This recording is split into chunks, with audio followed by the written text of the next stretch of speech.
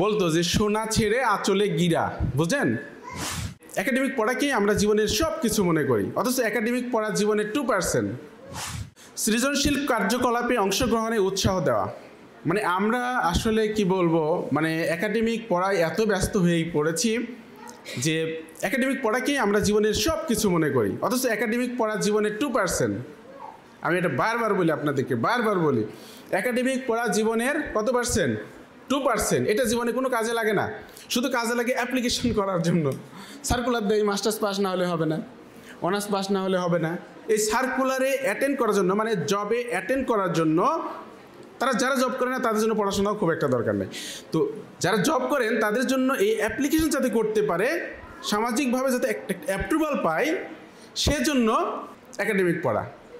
কিন্তু মানুষের জীবনে কাজে লাগে তার সৃজনশীল দক্ষতা, তার রিয়াল প্রতিভা, তার জন্মগত প্রতিভা, তার গড গিফটেড, যেটাকে আমরা বলি আল্লাহ প্রদত্ত প্রতিভাগুলো মানুষের জীবনে কাজে লাগে।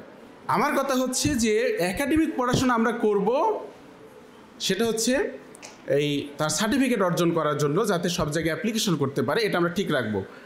কিন্তু সৃজনশীল কার্যকলাপে আমাদের বাচ্চাদের অংশগ্রহণ করাতে হবে বেশি, এটাই তার জীবনে সাকসেসফুল হওয়ার জন্য যথেষ্ট হবে। এই জন্য আমাদের সৃজনশীল কার্যকলাপে তাদেরকে অংশগ্রহণ করাবো। তাদের জন্মগত প্রতিভাগুলো, যেগুলো বিল্ট ইন আল্লাহ রাব্বুল আলামিন জন্মগতভাবে দিয়েছেন, সেগুলোকে আমরা এক্সপ্লোর করার চেষ্টা করব, সেগুলোকে প্রকাশ করার চেষ্টা করব, ডেভেলপ করার চেষ্টা করব। তো আসল জিনিসে হাত দিই না। অনেক সময় গ্রামের দিকে বলে, মহিলারা বলে, আমার দাদি বলতো আমাকে, যখন আমার বাবা একটু অপরাধ করার কারণে একটু বাড়ি থেকে বাইর করে দিত বা একটু সিস্টেম করতো, বলতো যে সোনা ছেড়ে আঁচলে গিরা, বুঝেন? আমার 4 বোন, ওদেরকে ভালোভাবে রাখতো, আমি অপরাধ করলে বাসা থেকে বের করে দিত। তো দাদি তখন বাপকে বোঝাতো, তুই সোনা ছেড়ে আঁচলে গিরা দিস। বুঝতে পেরেছেন? তার মানে আসল জিনিস নাই, আসলে গিট্টি দিয়ে ঘুরছে, ভিতরে কিন্তু আসলে গিট্টি শুধু, আর ভিতরে কিন্তু সোনাটা নেই, সোনাটা বাইরে পড়ে আছে। আমার কথা বুঝতে পেরেছেন? তো বিল্ট ইন যে মেমোরিগুলো ছিল, যে জন্মগত দক্ষতা ছিল, সেগুলো আমরা নাড়াচাড়া করলাম না, সেগুলোকে বের করার চেষ্টা করলাম না। একটা ছেলে যে বিষয়ে ইন্টারেস্টেড না, সেই বিষয়গুলো নিয়ে তার উপর আমরা চাপা দেওয়ার চেষ্টা করি। ফলশ্রুতিতে সে সঠিকভাবে ডেভেলপ হয় না, আগ্রহ নাই, উদ্দীপনা নেই।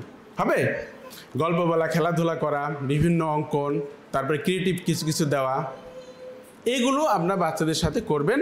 তাদের মধ্যে দেখবেন যে অনেকগুলো সুন্দর করে কথা বলা, হ্যাঁ, একটু অভিনয় করা, একটু অ্যাক্টিং করা, এগুলো করবেন। তার মানে সৃজনশীল কার্যকলাপে অংশগ্রহণ করবেন। এতে করে তাদের জন্মগত প্রতিভাগুলো বিকশিত হবে এবং তারা আনন্দ বোধ করবে, ভালো লাগবে। যার যে জিনিসটা পছন্দ, তার সামনে সেটা করলে তার ভালো লাগে না।